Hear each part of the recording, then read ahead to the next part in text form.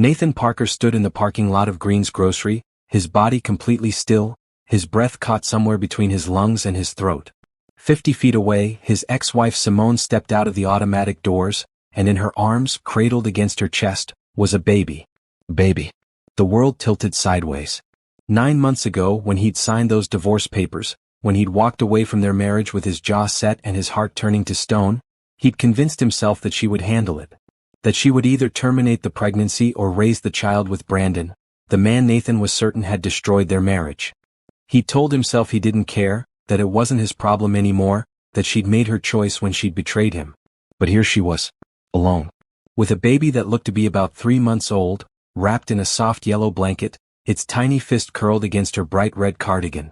Simone shifted the diaper bag on her shoulder and bent her head to murmur something to the infant, her expression so tender, so completely absorbed in that tiny person, that Nathan felt something crack open inside his chest. She kept it. She kept the baby. And from what he could see, there was no Brandon hovering protectively nearby, no man helping her load the groceries into her car, no partner sharing the responsibility of the life she'd supposedly created with someone else. Nathan's hands began to shake. His keys slipped from his fingers and clattered onto the asphalt, the sound sharp in the afternoon air, but he couldn't move to pick them up. His entire body felt like it was made of concrete, heavy and immovable, as everything he'd believed for the past 9 months started to crumble around him. What if he'd been wrong? What if the baby wasn't Brandon's? What if the text message he'd seen, the one that had sent him spiraling into rage and heartbreak, had meant something completely different? What if Simone had been telling the truth all along when she'd begged him to listen, when she'd stood in their living room with tears streaming down her face, pregnant and desperate, and he'd turned his back on her? What if that baby in her arms was his son? His daughter? His child? The thought made him physically ill. His stomach churned and his vision blurred at the edges. He'd spent 9 months building walls around his heart, convincing himself he'd done the right thing, that he'd been the victim, that she'd betrayed him and he owed her nothing. He'd moved across the city to avoid running into her. He'd blocked her number. He'd ignored his father's gentle suggestions that maybe he should talk to her, really talk to her. He'd been so certain, so absolutely sure that he'd been wronged. And now, watching Simone carefully place the baby into a car seat in the back of her old Honda, watching her move with the exhausted grace of a new mother doing everything alone, Nathan felt the full weight of what he might have done. If that baby was his, if he'd been wrong about everything, then he'd abandoned his wife when she needed him most. He'd left her to go through pregnancy alone. He'd missed the birth of his own child. He'd thrown away everything they'd built together based on assumptions and pride and his own stubborn refusal to trust the woman he'd promised to love forever. Simone closed the car door and walked around to the driver's side. For just a moment, she paused and looked up, scanning the parking lot with that cautious awareness that women develop when they're alone. Her eyes passed over Nathan without recognition. He was too far away, partially hidden behind his truck, and she hadn't expected to see him here in this part of town at this grocery store. She looked tired. Beautiful, always beautiful, with her dark skin glowing in the afternoon sun and her natural hair pulled back into a neat bun, but tired in a way that went bone deep. There were shadows under her eyes that hadn't been there 9 months ago. Her movements were careful, measured, like someone who couldn't afford to waste a single ounce of energy. Nathan watched her drive away, the red taillights of her Honda disappearing around the corner, and finally he moved. He bent down, picked up his keys with trembling hands, and leaned against his truck because his legs wouldn't hold him anymore. He told himself he was over her. He told himself that the divorce was the right decision, that he'd saved himself from a lifetime of betrayal and lies. He told himself that whatever happened to her after they split was none of his business, that she'd made her choices and now she'd have to live with them. But nothing in the past 9 months had prepared him for this moment. Nothing had prepared him for the sight of her with a baby, or for the sudden, terrible possibility that he'd destroyed everything good in his life because he'd been too angry and too proud to listen. Have you ever made a decision you couldn't take back? A choice that changed everything and by the time you realized your mistake, it felt too late to fix? If you've ever wondered whether love can survive our worst mistakes, whether forgiveness is possible even when the hurt runs deep, then stay with this story. Subscribe and comment below with your thoughts because what happens next will test everything you believe about second chances. Nathan couldn't remember driving home. One moment he was in the grocery store parking lot, his entire world collapsing around him, and the next he was sitting in his apartment, staring at the wall, his keys still clutched in his hand. The apartment was too quiet. It had been too quiet for 9 months, but he'd convinced himself that quiet was better than the alternative. Better than the chaos of a marriage built on lies, better than the constant wondering if his wife really loved him or if she'd been playing him for a fool the entire time. Except now that certainty was gone, replaced by a gnawing, sickening doubt that grew larger with every passing minute. He pulled out his phone. His fingers hovered over the screen. He'd blocked Simone's number the day after the divorce was finalized, unable to bear the thought of her calling him, trying to manipulate him back into her life with more explanations he didn't want to hear. Now he wondered what messages he might have missed, what explanations he'd refused to let through.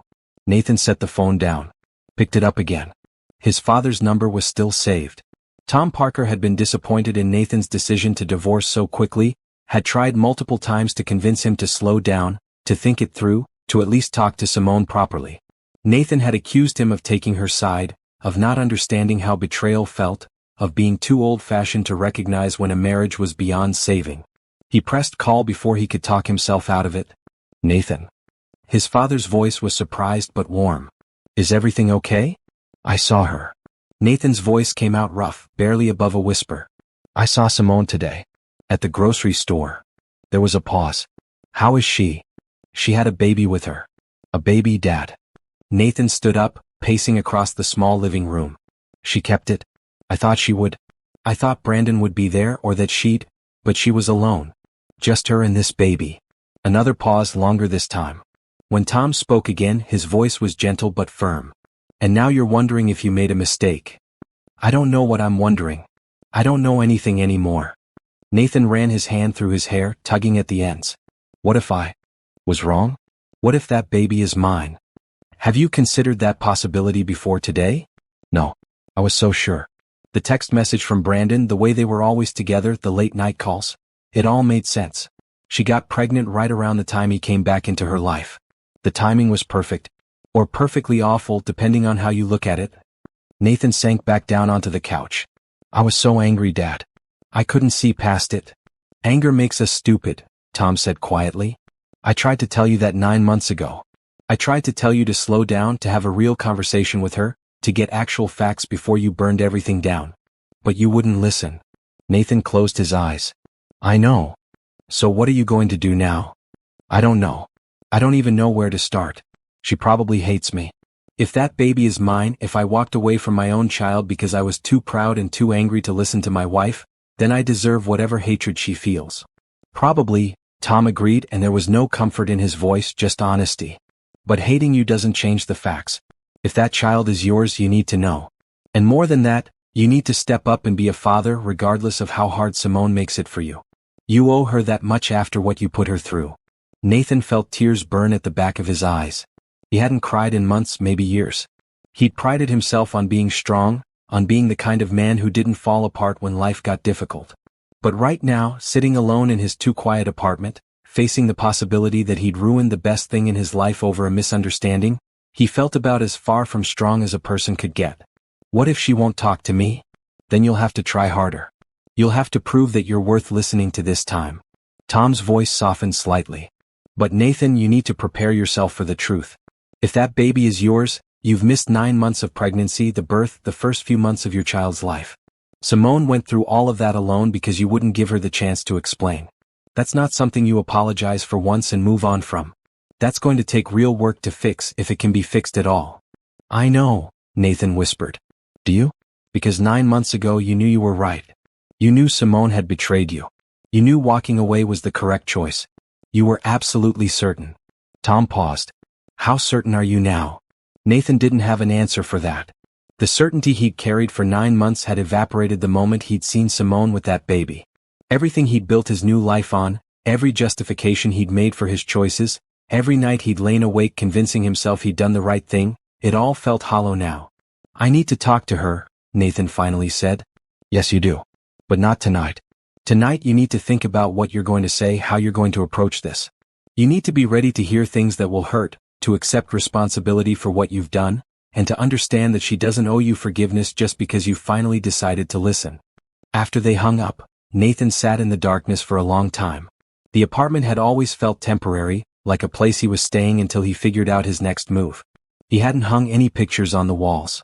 Most of his belongings were still in boxes in the spare bedroom. He told himself he was too busy with work to bother unpacking, but the truth was simpler and sadder.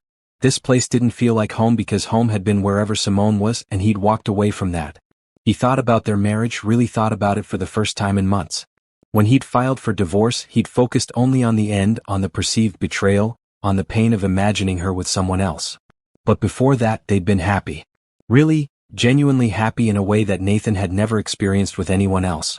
Simone had made him laugh. She challenged him when he got too serious about work.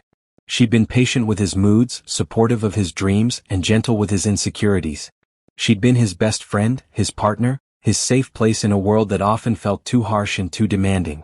And he'd thrown all of that away because he'd seen some text messages and jumped to conclusions. Nathan pulled out his laptop and opened a search engine.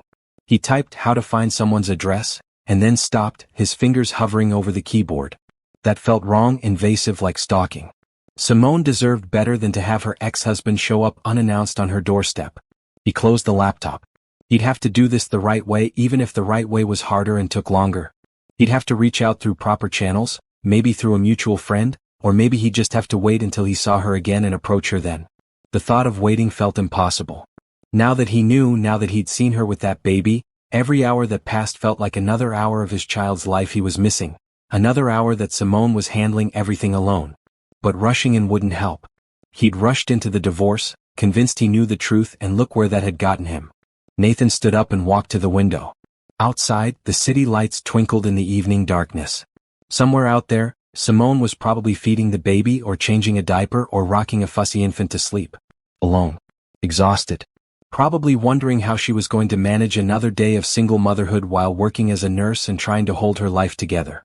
If that baby was his, and deep in his gut Nathan was starting to believe it was, then he'd failed them both in the worst possible way. He'd let his pride and his insecurity destroy his family before it had even fully begun. "I'm sorry," he whispered to the window, to the city, to Simone wherever she was. "I'm so sorry." The words felt inadequate. They felt small and useless against the enormity of what he'd done. But they were a start. They were the first honest thing he'd allowed himself to feel in 9 months. Tomorrow he'd figure out how to make this right. Tonight, he'd sit with the weight of his mistakes and let himself feel the full measure of what he'd lost. He deserved that much. And Simone deserved a man who understood the gravity of what he'd done before he tried to come back into her life. The apartment stayed quiet. Nathan stayed at the window. And somewhere across the city, his ex-wife and possibly his child slept without him, just as they'd been doing for 9 long, lonely months. 2 years earlier, Nathan had walked into the Riverside Community Center with nothing but a bad mood and a court-ordered requirement for community service hours after a speeding ticket. He'd been annoyed at the inconvenience. His architectural firm was in the middle of a major project, and spending his Saturday mornings serving meals to people experiencing homelessness felt like a waste of time he didn't have. He'd shown up in old jeans and a faded green t-shirt, prepared to do his hours as quickly and efficiently as possible and then get back to his real life. Simone had changed all of that within 10 minutes. She'd been at the volunteer check-in table, wearing bright blue scrubs with little cartoon stethoscopes printed on them, her hair in neat braids, and a smile that made Nathan forget why he was annoyed in the first place. When he'd signed his name on the volunteer sheet with barely concealed irritation, she'd looked up at him with warm brown eyes and said, "Rough morning?" "Court-ordered community service," he'd admitted, not sure why he was being honest with this stranger. "Well, those are my favorite kind of volunteers," she'd said, her smile widening. "The ones who start out grumpy usually end up being the most committed once they realize how good it feels to help people." Nathan had raised an eyebrow. "You seem very sure of that." "I've been volunteering here for 3 years. Trust me, I've seen every kind of volunteer there is." She'd handed him a name tag and a serving apron. "You're on breakfast duty today. Follow me." He'd followed her into the community center's kitchen, and for the next 4 hours he'd served scrambled eggs and toast to people who thanked him with genuine gratitude. Simone had worked beside him the entire time, chatting with the guests, remembering their names and asking about their lives, treating every person with dignity and respect. During their break, Nathan had asked her why she volunteered so much. She'd shrugged, sipping her coffee from a paper cup. "I'm a nurse at County General," she'd said. "I see people at their worst every day, in pain, scared, dealing with things they never thought they'd have to deal with. Volunteering here reminds me that helping doesn't always have to happen in a hospital.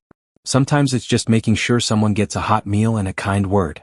Nathan had looked at her, really looked at her, and felt something shift in his chest. He'd dated plenty of women.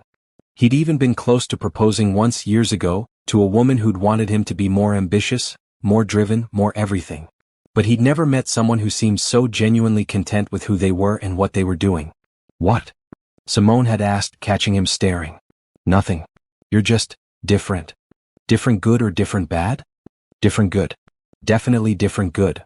She'd laughed, and Nathan had found himself wanting to make her laugh again. He'd come back the next Saturday even though his required hours were done. And the Saturday after that. By the fourth week, he'd asked her to dinner, and she'd said yes without hesitation. Their first date had been at a small Italian restaurant downtown.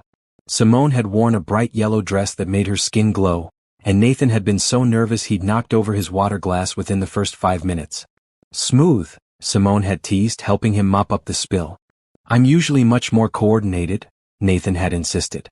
You make me nervous. Good nervous or bad nervous? Good nervous. Definitely good nervous. She'd smiled that smile again, the one that made everything else in the room fade away, and Nathan had known right then that he was in trouble. The best kind of trouble. They'd dated for a year before Nathan proposed. He'd planned something elaborate, a rooftop dinner with candles and music and a photographer hidden nearby to capture the moment. But the day of the proposal, Simone had called him from the hospital, exhausted after a 12-hour shift, and asked if he wanted to come over and just watch a movie. Nathan had shown up at her apartment with takeout Chinese food and the ring in his pocket. They'd eaten straight from the containers, sitting on her couch in their comfortable clothes, and halfway through some action movie neither of them was really watching, Nathan had paused the TV and turned to her. Marry me, he'd said, pulling out the ring. Simone had stared at him, her chopsticks frozen halfway to her mouth. Right now?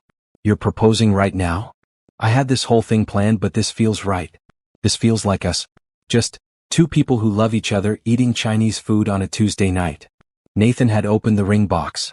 So yes, right now. Marry me, Simone. Let's build a life together. She'd said yes. She'd cried and laughed and kissed him, and they'd never made it back to the movie.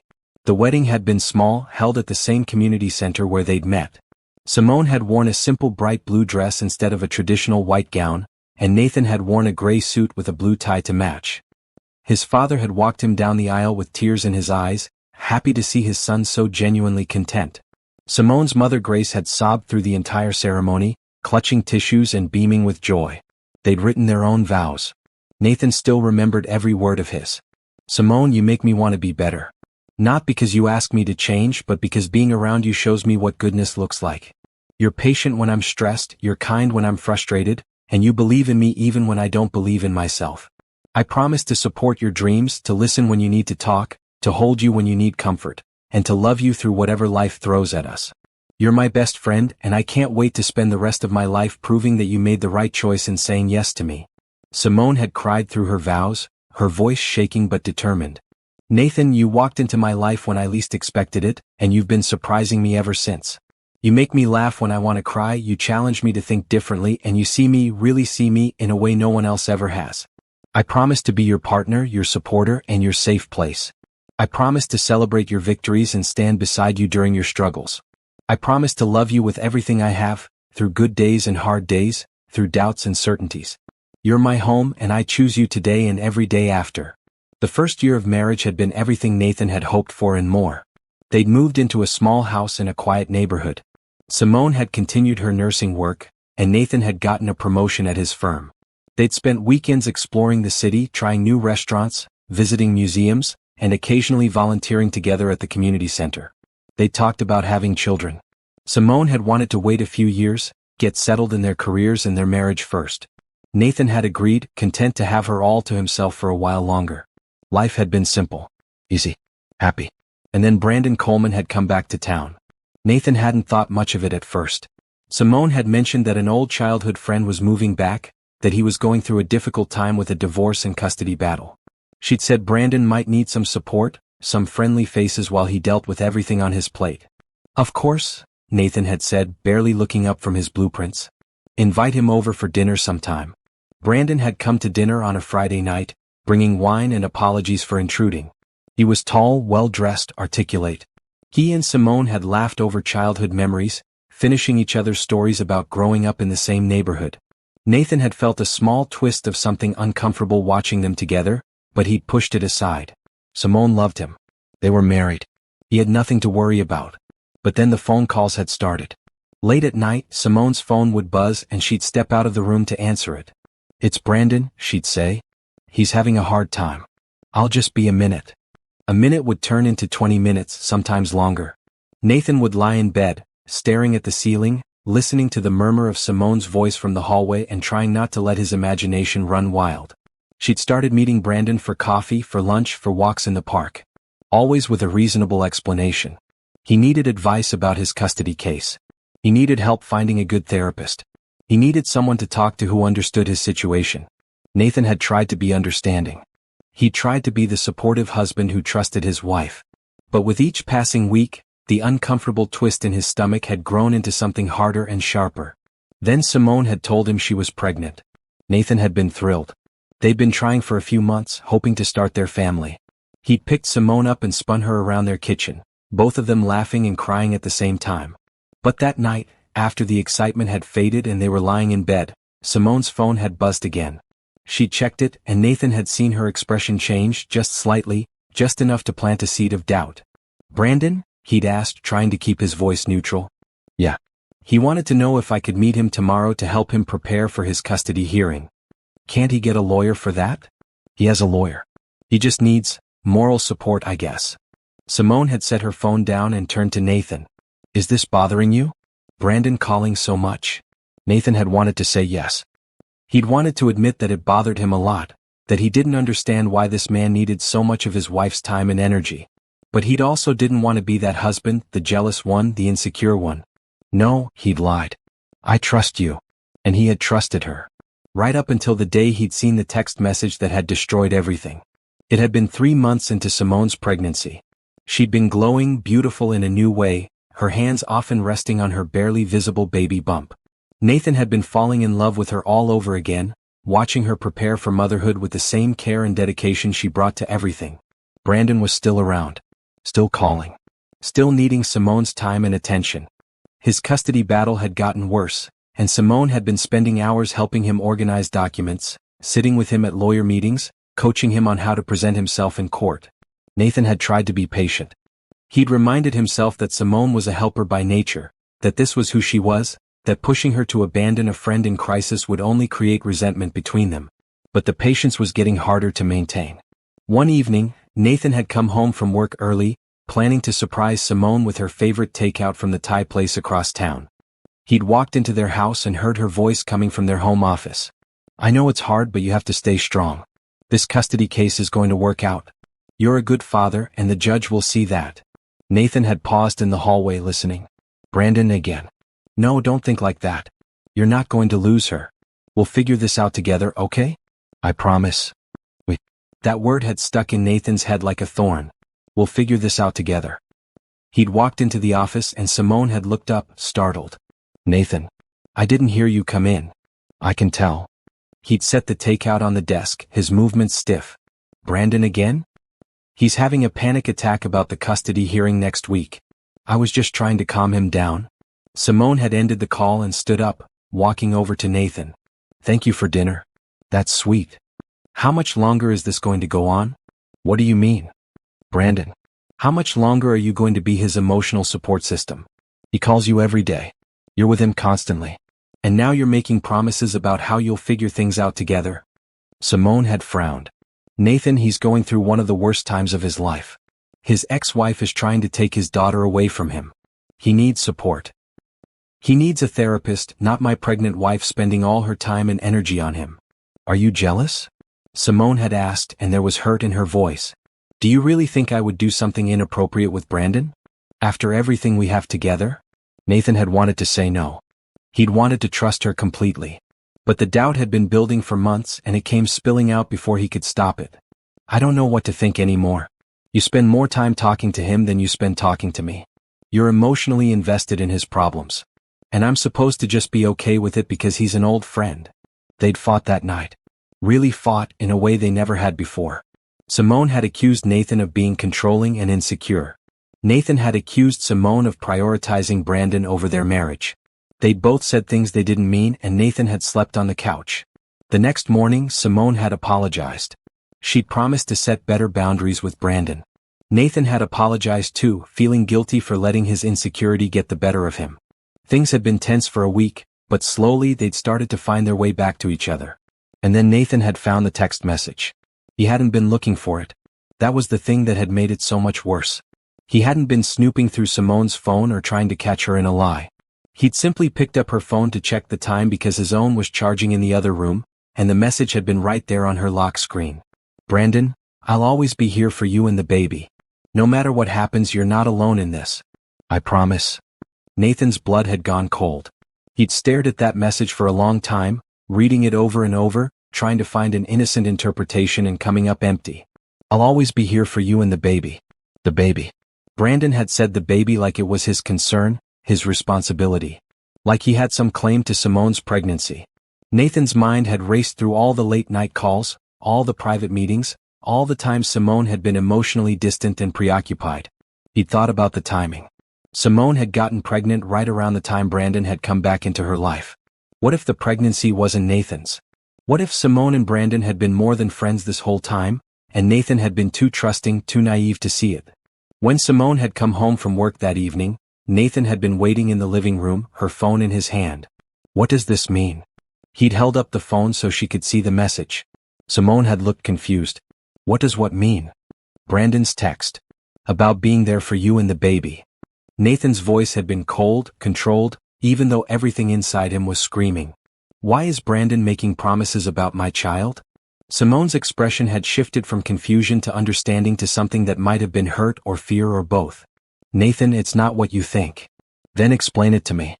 Explain why another man is telling my pregnant wife that he'll always be there for her and the baby.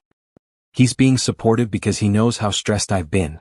The pregnancy has been hard and you've been working such long hours and Brandon was just trying to be a good friend. A good friend doesn't talk about someone else's baby like it's his business. You're twisting his words. You're looking for problems that aren't there. But Nathan hadn't been able to hear her.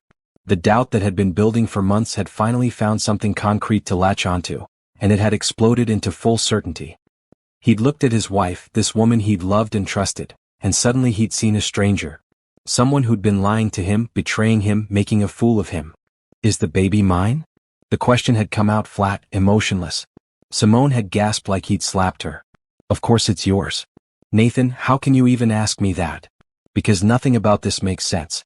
Brandon shows up, you start spending all your time with him, you get pregnant, and now he's making promises about being there for you and the baby. Nathan had stood up, pacing across the room. The timing is perfect, Simone. Or should I say, perfectly suspicious. You're being ridiculous. Brandon is going through a custody battle. That text was about him understanding how hard it is to be a parent, how he wants to support me because he knows what I'm going through. That's not what it sounds like. Then you're not listening. Simone had walked over to him, her eyes pleading. Nathan, please. You're letting your insecurity destroy something good. Brandon and I are just friends. We've always been just friends. That baby inside me is your baby. Our baby. The baby we planned for and wanted together. But Nathan hadn't believed her. Or maybe he had chosen not to believe her. The hurt and doubt had been too strong, too overwhelming. He'd looked at his wife and seen betrayal instead of truth. I want a divorce. The words had hung in the air between them, sharp and final. Simone had started crying, reaching for him, trying to explain, but Nathan had stepped back. I can't do this. I can't stay in a marriage where I don't know if I can trust you, where I'm raising another man's child. I'm done, Simone. She'd begged him to listen. She tried to explain about Brandon, about the custody battle, about how she'd been helping him through a difficult time and nothing more. But Nathan had refused to hear it. He'd moved out that night, staying with his father, and within a week he'd filed for divorce. The divorce had gone through quickly. Simone hadn't fought him on it, which Nathan had taken as an admission of guilt. She'd signed the papers with tears streaming down her face, for months pregnant and heartbroken. Nathan's lawyer had asked about the baby, about custody arrangements and child support. It's not mine, Nathan had said firmly. So it's not my concern. The lawyer had raised an eyebrow but hadn't pushed. The divorce had been finalized with no provisions for the child. Nathan had walked away from his marriage convinced he'd dodged a terrible situation, convinced he'd been right to trust his instincts. He'd spent the next 9 months building a new life, trying to forget about Simone and the baby that he believed belonged to someone else. And now, standing in his apartment 9 months later, Nathan understood with perfect, horrifying clarity that he'd been wrong about everything. The law offices of Patterson and Associates had been cold and sterile, all glass and chrome and uncomfortable modern furniture. Nathan had sat across from his lawyer, Michael Patterson, signing document after document that legally ended his marriage. "You're sure about this?" Michael had asked for the third time. "Once these papers are filed, the clock starts ticking. You have a short window to change your mind before it becomes final." "I'm sure," Nathan had said, his jaw tight. Michael had slid another paper across the desk. "What about the child? Your wife is 4 months pregnant. Even if you have doubts about paternity, you should still establish custody arrangements or at least leave the door open for a paternity test after the birth." "The child isn't mine." "Are you certain of that? Because if there's any possibility—" "There's no possibility." Nathan had signed the last page with a flourish. "The baby is Brandon Coleman's. Let him deal with custody and child support." Michael had looked uncomfortable, but he gathered the papers and stood up. "All right. I'll file these today. You should receive final confirmation in about 60 days. Nathan had walked out of that office feeling nothing but relief. He told himself he was free, that he'd escaped a terrible situation before it could get worse.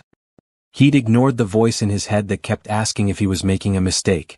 The day the divorce became final, Nathan had been sitting in his new apartment, boxes still unpacked around him, when his father had called.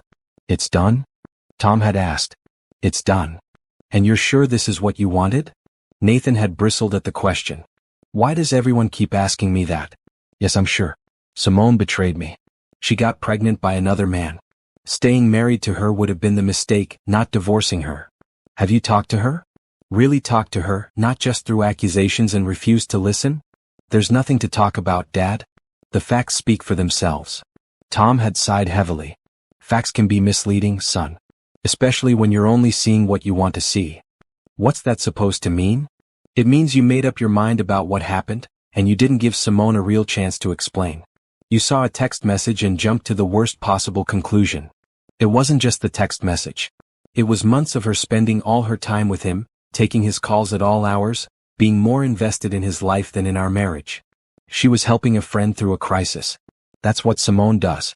She helps people. You knew that about her when you married her."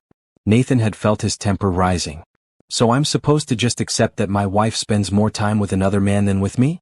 I'm supposed to ignore that she's pregnant and that man is making promises about being there for her and the baby?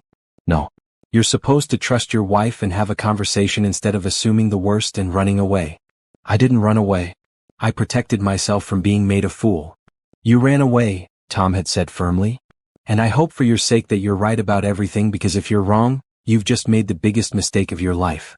They'd barely spoken after that conversation. Nathan had thrown himself into work, taking on extra projects, staying at the office until late at night. Anything to avoid going home to his empty apartment and thinking about what he'd done. He'd blocked Simone's number after she tried calling him a few times in the weeks following the divorce. He couldn't bear to hear her voice, couldn't stand the thought of her trying to manipulate him back into her life with more lies and explanations. His colleague Jennifer had noticed the change in him. One evening when Nathan was working late again, she'd knocked on his office door and walked in without waiting for permission. "You look terrible," she'd said bluntly. "Thanks. That's exactly what I needed to hear." Jennifer had sat down in the chair across from his desk. She was in her early 30s, sharp and direct, with the kind of no-nonsense attitude that Nathan usually appreciated. "How long are you going to keep this up?" "Keep what up?"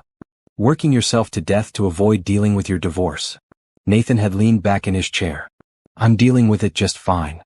"Really? Because from where I'm sitting, you look like a man who's running from something." "Jennifer. I'm not trying to be a jerk. I'm worried about you." She'd crossed her arms. "You used to talk about Simone all the time. You lit up whenever you mentioned her. And now you won't even say her name. That's not fine, Nathan. That's avoidance. My ex-wife cheated on me and got pregnant by another man. What exactly am I supposed to do? Be happy about it?" Jennifer had raised an eyebrow. "Did she actually cheat on you, or did you assume she cheated on you? What's the difference?" "The difference is facts versus feelings. Did you catch them together? Did she admit to an affair?" "I saw the text messages. I saw how much time they spent together. I'm not stupid, Jennifer. I never said you were stupid. I said you might be jumping to conclusions." Jennifer had stood up. "Look, it's none of my business. But I've known you for 5 years and I've never seen you this miserable. Maybe that should tell you something. After she'd left, Nathan had sat in his office for another hour, not working, just thinking. He'd wondered if Jennifer was right, if he'd been running from something instead of dealing with it properly. But then he'd remembered that text message, Brandon's words about being there for Simone and the baby, and his resolve had hardened again. He'd been right. He had to be right. Because if he was wrong, if he'd thrown away his marriage over a misunderstanding, then he'd done something unforgivable. The months had passed slowly.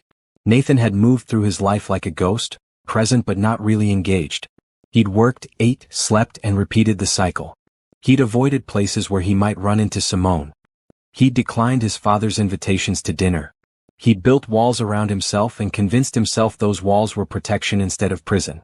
And then 9 months after the divorce, he'd seen Simone in that grocery store parking lot with a baby in her arms, and all those walls had crumbled in an instant. Now, sitting in his apartment the night after seeing her, Nathan finally let himself acknowledge what he'd been too proud and too scared to admit before. He might have been wrong. About everything. The baby existed. Simone had kept it. And from what Nathan could see, Brandon hadn't been anywhere in the picture. No supportive partner helping with the groceries, no second car seat, no signs of a man sharing the responsibility of raising a child. Which meant one of two things. Either Brandon had abandoned Simone and his child, which seemed unlikely given how invested he'd supposedly been, or the baby had never been Brandon's in the first place. Nathan felt sick. He walked to the bathroom and splashed cold water on his face, staring at himself in the mirror. He looked older than he had 9 months ago. There were lines around his eyes that hadn't been there before, a tightness to his expression that spoke of months of stress and regret. "What have you done?" he whispered to his reflection. The reflection had no answers. Just the same haunted eyes staring back at him. Nathan thought about Simone going through pregnancy alone. The doctor's appointments, the midnight cravings, the physical discomfort, the fear and anticipation of becoming a first-time mother. All of that, and she'd had to handle it by herself because her husband had refused to believe her. He thought about the birth. Had she been alone for that too? Or had her mother been there, or friends? Had she been scared, laboring to bring a child into the world without the person who was supposed to be her partner through everything? He thought about those first few weeks with a newborn, the sleepless nights, the constant feeding and changing and soothing. All of that responsibility falling on one person because Nathan had been too stubborn and too proud to listen. If that baby was his, and in his heart Nathan was beginning to believe it was, then he'd missed everything. Every milestone, every precious moment, every chance to support the woman he'd promised to love through everything. Nathan grabbed his phone. His fingers moved before his brain could stop them, unblocking Simone's number and opening a new message. He typed, "I saw you today. We need to talk." Then he deleted it. That was too aggressive, too demanding. He had no right to demand anything from her anymore. He typed, "I'm sorry. For everything. Can we please talk?" He stared at the message for a long time, his thumb hovering over the send button. But in the end he deleted that one too. A text message felt wrong, insufficient for the enormity of what he needed to say. This conversation needed to happen face to face. It needed to happen with complete honesty and complete humility. Nathan needed to look Simone in the eye and admit he'd been wrong, admit he'd failed her, admit he'd destroyed the best thing in his life because he'd been too insecure to trust her. But he couldn't do that tonight. Tonight he needed to sit with the full weight of what he'd done. He needed to understand it, accept it, and prepare himself for the possibility that Simone might never forgive him. Because forgiveness, Nathan was starting to understand, wasn't something you could demand or expect. It was something you had to earn, slowly and painfully, through actions instead of words. And even then it might not be enough. The first month after the divorce, Nathan had convinced himself he was fine. He'd moved into the new apartment, started his new routine, and told himself this was for the best. Clean break. Fresh start. No more wondering if his wife loved him or just saw him as a safe option while she had feelings for someone else. But by the second month, cracks had started to appear in that certainty. He'd been working on a design for a new community center, a project he normally would have been excited about. But every time he looked at the blueprints, he thought about the Riverside Community Center where he'd met Simone. He remembered her in those bright blue scrubs, smiling at grumpy volunteers and treating everyone with kindness. He tried to push the memories away, but they kept coming. Small things would trigger them. The smell of coffee would remind him of lazy Sunday mornings with Simone. A song on the radio would bring back their wedding, her voice shaking but determined as she'd promised to love him forever. A woman's laugh at a restaurant would make him turn around, expecting to see his wife, only to remember that she wasn't his wife anymore. Jennifer had noticed. She'd started bringing him lunch, claiming she'd ordered too much food and didn't want to waste it. They'd eat together in his office and she'd talk about mundane things, her son's soccer games, her ex-husband's latest ridiculous behavior, anything to get Nathan to engage with the world around him. "You're being too kind," Nathan had said one afternoon, watching Jennifer unpack containers of pasta. "Someone has to be. You're certainly not being kind to yourself." "I'm fine." "You keep saying that. I'm starting to think you're trying to convince yourself more than me." Nathan had picked at his food. "What do you want me to say, Jennifer? That I'm miserable? That I regret the divorce? What good would that do? It would be honest. And maybe honesty is where you should have started 9 months ago." "I was honest. I told Simone exactly what I thought was happening." "No, you accused her. That's not the same thing as honest conversation." Jennifer had set down her fork. "Can I tell you something? About my divorce?" Nathan had nodded. "I was convinced my ex was cheating on me. He was working late all the time, being secretive with his phone, pulling away emotionally. All the classic signs, right?" Jennifer had smiled sadly. "So I confronted him. I accused him of having an affair. And you know what? I was wrong. He'd been working late because he'd gotten demoted at work and was trying to earn his position back. He was secretive with his phone because he was embarrassed and didn't want to talk about it. He was pulling away because he felt like a failure.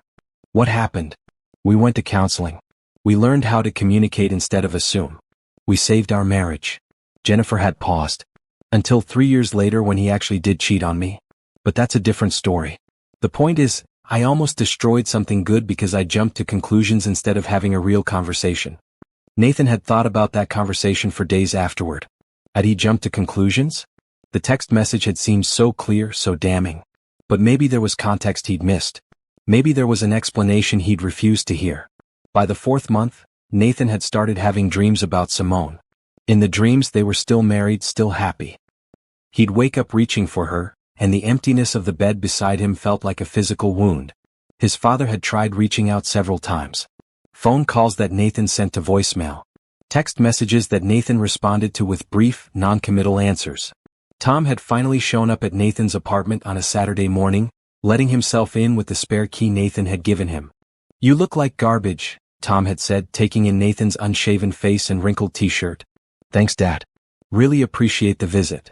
Tom had walked into the kitchen and started making coffee. "When's the last time you ate a real meal?" "I eat. Takeout doesn't count." Tom had pulled out eggs and bread from Nathan's mostly empty refrigerator. "Sit down. I'm making you breakfast." They'd sat at the small dining table, eating scrambled eggs in silence for a few minutes before Tom spoke again. "Have you talked to Simone at all?" "No." "Do you know how she's doing?" "No." "Don't you want to know?" Nathan had set down his fork. "What good would that do? The divorce is final. What's done is done. Nothing is ever completely done, son. Not when you spent 3 years building a life with someone." Tom had looked at him seriously. "She's 6 months pregnant now. If that child is yours." "It's not." "But if it is, then you're missing all of this. And you can't get that time back." Nathan had felt anger flare up. "Why do you keep defending her? You don't even know what happened. I know you saw a text message and refused to have a real conversation with your wife about it. I know you filed for divorce without getting a paternity test or even considering that there might be another explanation. And I know you've been miserable ever since, which tells me that maybe your certainty isn't as solid as you claim. I don't want to talk about this." "No, you want to hide from it. But you can't hide forever, Nathan. Eventually you're going to have to face what you've done and decide if you can live with it." After Tom had left, Nathan had sat in his apartment for hours, his father's words echoing in his head. Could he live with his decision? In 9 months, would he be able to look at himself in the mirror and feel okay about walking away from Simone without giving her a real chance to explain? The 6th month had been the hardest. Nathan had seen a pregnant woman at the grocery store, probably around the same stage as Simone, and he'd felt something crack inside his chest. That could be Simone. Was Simone. Somewhere in this city, his ex-wife was heavily pregnant, probably preparing a nursery, buying baby clothes, getting ready for a life that Nathan had chosen not to be part of. He'd gone home and for the first time since the divorce, he'd let himself cry. Real, ugly crying, the kind that came from somewhere deep and hurt coming out. He'd cried for what he'd lost, for what he might have thrown away, for the possibility that he'd made the biggest mistake of his life and there was no way to fix it. Jennifer had found him the next day, still in yesterday's clothes, staring at the wall. "Okay, that's it," she'd said, pulling him to his feet. "You're coming with me." She'd driven him to a therapist's office, a middle-aged woman named Dr. Susan Chong who specialized in divorce and grief. Nathan had protested, but Jennifer had been firm. "You don't have to go back," Jennifer had said. "But you're going to this one appointment. Consider it a favor to me for all the lunches I've bought you." Dr. Chong had been patient and non-judgmental. She'd listened to Nathan's story, asking clarifying questions but never pushing him to conclusions he wasn't ready for. "Do you think you made the right decision?" she'd asked at the end of the session. "I don't know anymore." "That's honest. That's a start." Dr. Chong had leaned forward. "Here's what I want you to consider, Nathan. Right now you have two stories in your head. One where Simone betrayed you and you were right to leave. One where you misunderstood the situation and you've made a terrible mistake. Both of those stories are possible. But you won't know which one is true until you're willing to really examine the evidence without letting your fear and hurt color your judgment. And if I was wrong? Then you'll have to decide what you want to do about it. But you can't make that decision while you're still running from the possibility." Nathan had gone back to see Dr. Chong 3 more times over the next 2 months. He'd started unpacking, finally, turning his apartment into something that looked lived in. He'd started eating better, sleeping better, taking care of himself in small ways that added up to feeling slightly more human. But he still hadn't contacted Simone. He'd told himself he was giving her space, letting her move on with her life. But the truth, which he was slowly admitting to himself, was that he was scared. Scared of what he might learn. Scared of having to face the magnitude of his mistake if it turned out he'd been wrong. By the 9th month, Nathan had started to accept that he'd probably been wrong. The certainty he'd felt when he'd filed for divorce had eroded completely, replaced by doubt and regret. He'd thought about reaching out 100 times, but what would he say? How do you apologize for abandoning your pregnant wife? How do you ask for forgiveness for something that might be unforgivable? And then he'd seen her in that parking lot, and all the questions he'd been avoiding had crashed down on him at once. The baby was real. It existed. Aunt Simone was raising it alone, just as she'd probably been alone through the entire pregnancy, through the birth, through every sleepless night and overwhelming moment of new motherhood. Nathan had done that to her.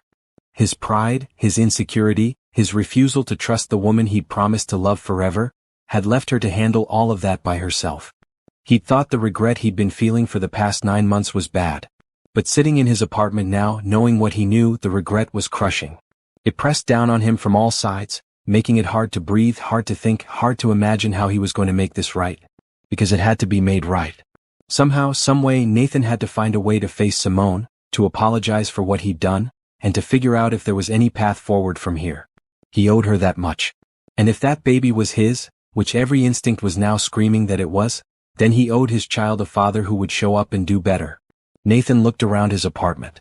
The boxes were finally unpacked, but the place still didn't feel like home.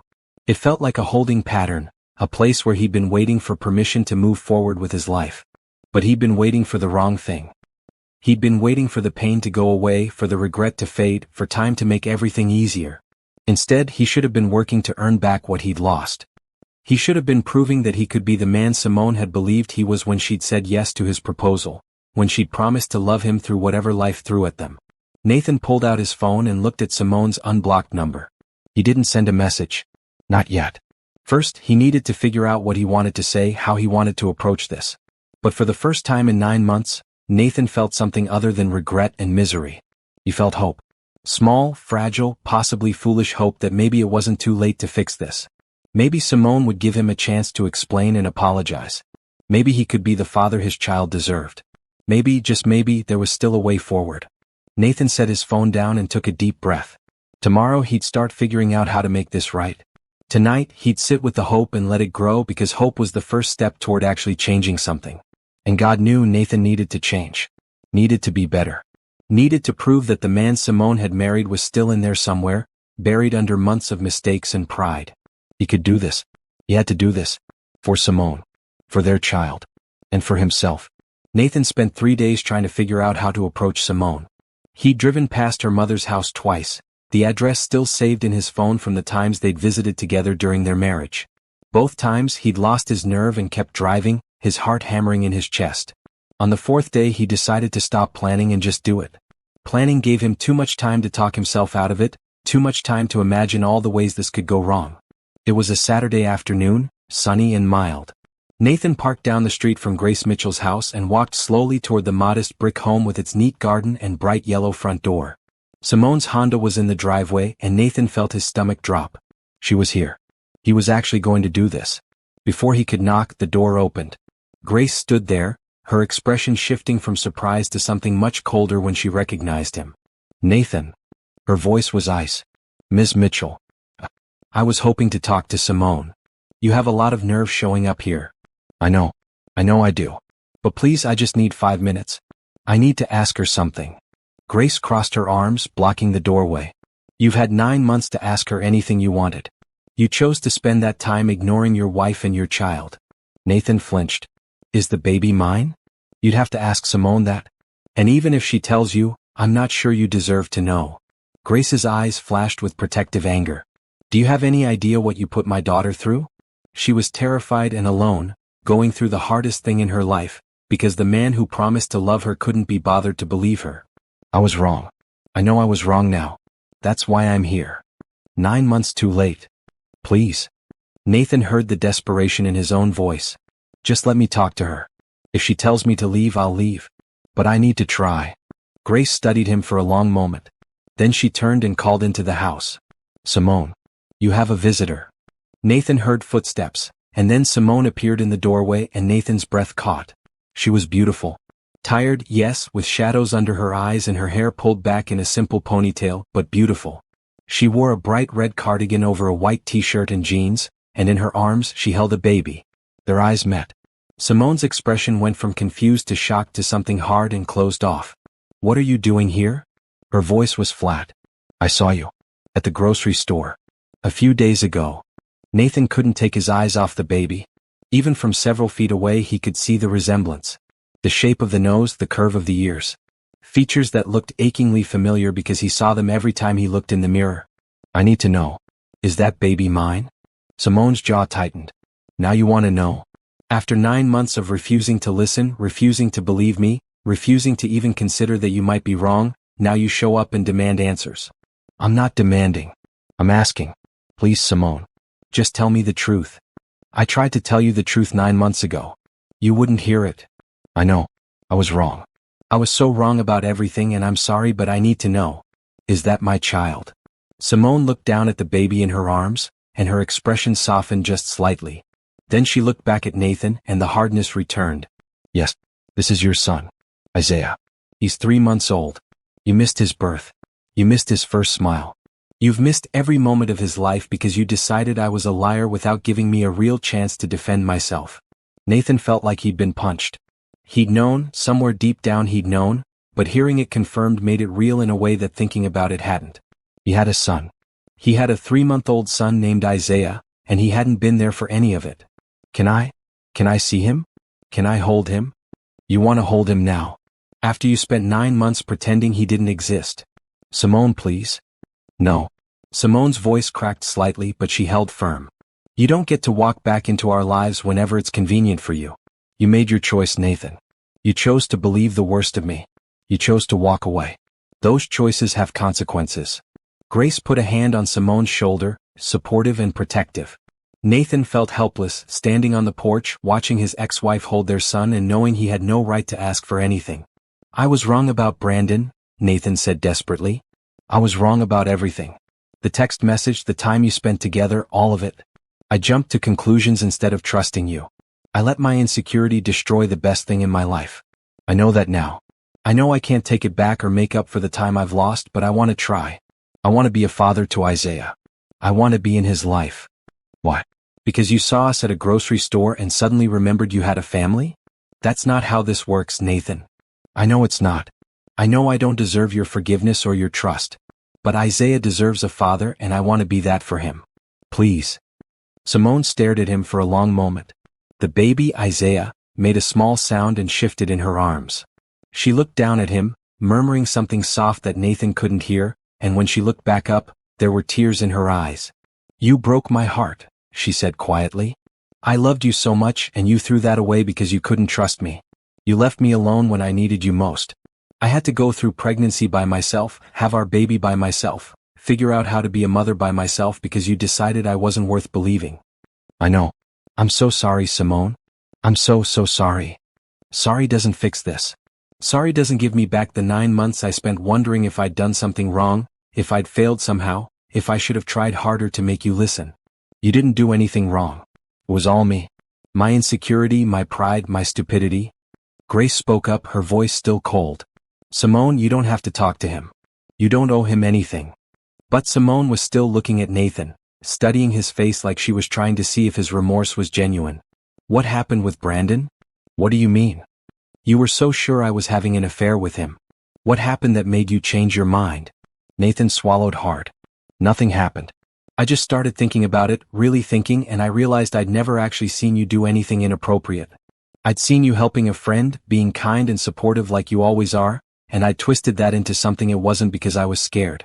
Scared that you'd realize I wasn't good enough for you, scared that someone else could make you happier, scared that our baby might not really be mine.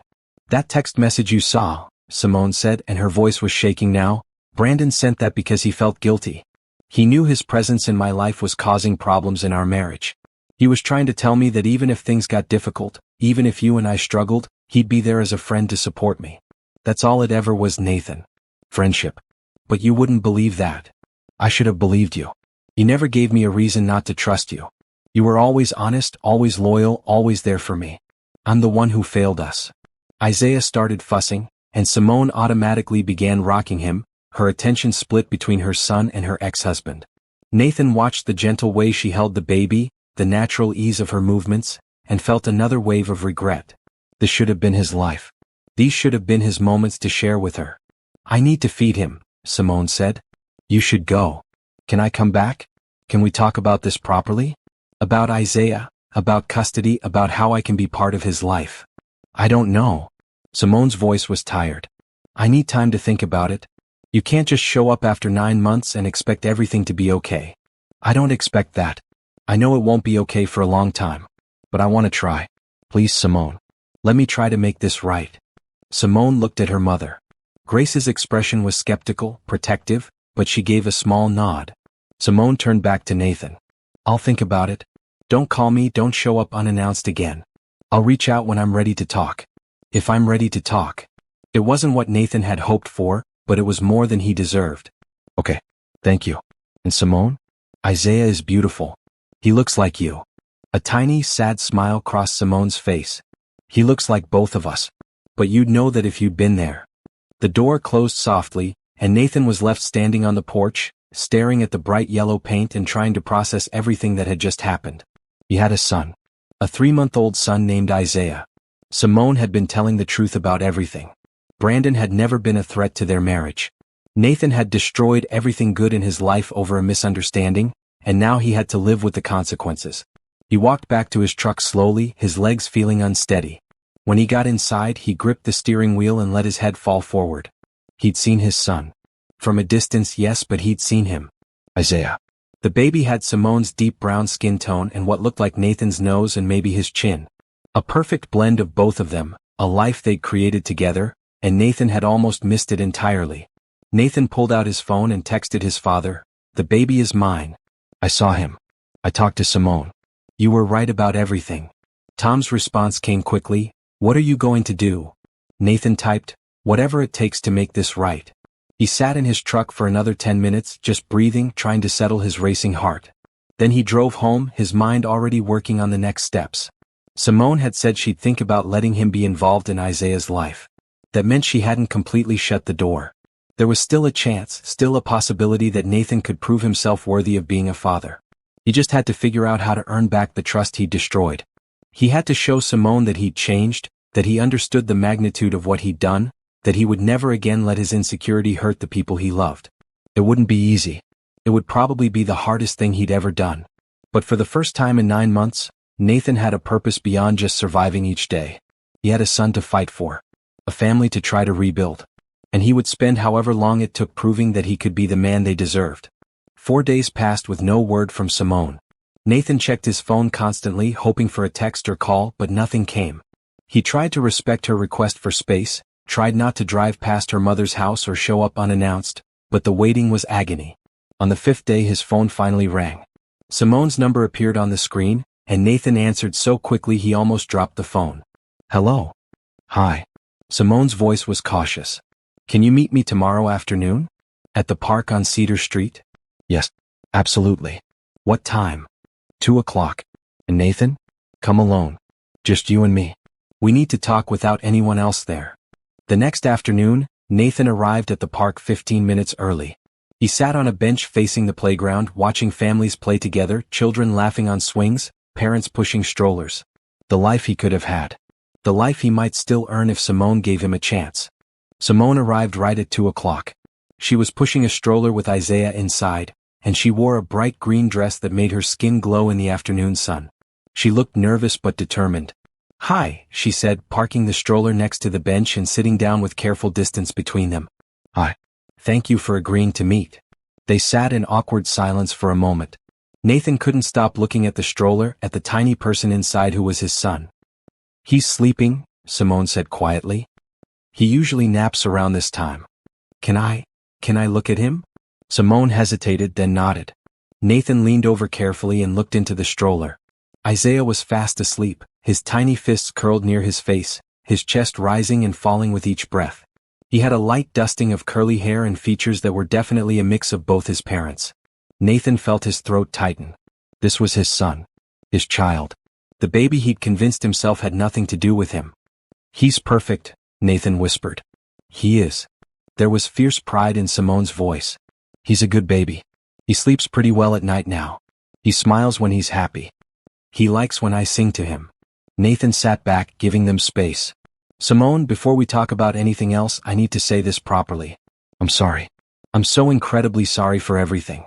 For not believing you. For walking away. For missing so much of your pregnancy and Isaiah's life. For causing you pain when I should have been supporting you.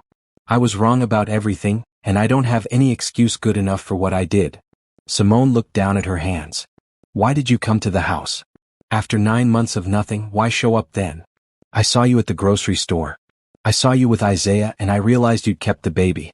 I'd convinced myself you'd either handle it another way, or that Brandon would be there raising him with you. But you were alone, and it hit me that maybe I'd been wrong about everything. So you came because you got scared that the baby might be yours. No. Yes. I don't know. Nathan ran his hand through his hair. I came because seeing you made me realize how much I'd lost. How much I'd thrown away. The baby was part of it, but it wasn't just that.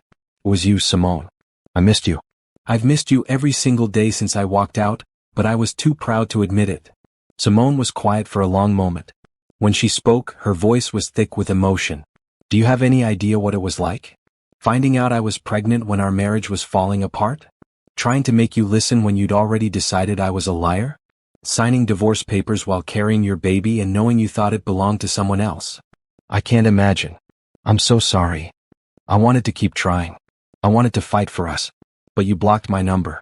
You refused to see me. You made it clear that you were done, that nothing I could say would change your mind.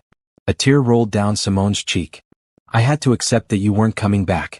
I had to figure out how to be okay with raising our baby alone. Tell me about Brandon.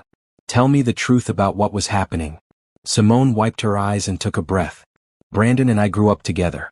We were neighbors, friends since we were kids. When he came back to town, his life was falling apart. His ex-wife was trying to take full custody of their daughter, claiming he was an unfit father. He was depressed, struggling, and he didn't have anyone else to turn to. So I helped him. Helped him how? I went to lawyer meetings with him to take notes and help him understand what was being said. I helped him organize documents for court. I talked him through panic attacks when he was convinced he was going to lose his daughter. That's all it ever was, Nathan. He was my friend who needed help, and I gave it to him because that's what friends do. The text message. The text you saw was Brandon being grateful. He knew his presence in my life was causing problems for us. He felt guilty about it. When I told him I was pregnant, he was happy for me, for us. That message was him trying to tell me that even if things got hard between you and me, even if the stress of his custody case strained our marriage, he'd be there as a friend to support me. He never meant anything romantic by it. Nathan closed his eyes. It all made sense now, a perfect, innocent explanation that he'd refused to see because he'd been so convinced he was right. Did he get custody of his daughter? Joint custody. His ex-wife tried to paint him as unstable, but the judge saw through it. Brandon's a good father. He's been raising his daughter and working hard to give her a stable life. And you know what? He asked me to thank you if I ever saw you again. Thank me? For what? For making it clear that his presence in my life came with a cost. After you left, Brandon pulled back from our friendship. Not because I asked him to, but because he didn't want to cause me any more pain. He felt responsible for our divorce even though it wasn't his fault. Simone looked at Nathan directly. The fault was yours. You chose not to trust me. You chose to assume the worst instead of having a real conversation. I know. You're absolutely right. That text message wasn't a confession of some affair. It was a friend trying to be supportive. But you saw what you wanted to see. You'd already decided I was betraying you, and you found evidence to confirm it instead of looking for the truth. Nathan felt shame wash over him. What about the late-night phone calls? You spending so much time with him? He was having panic attacks. He couldn't sleep because he was terrified of losing his daughter. Would you have wanted me to ignore that? To tell a friend in crisis that my husband's insecurity was more important than his mental health? No, of course not. You were being you, being kind and helpful, and I made that into something ugly because I was scared. Scared of what?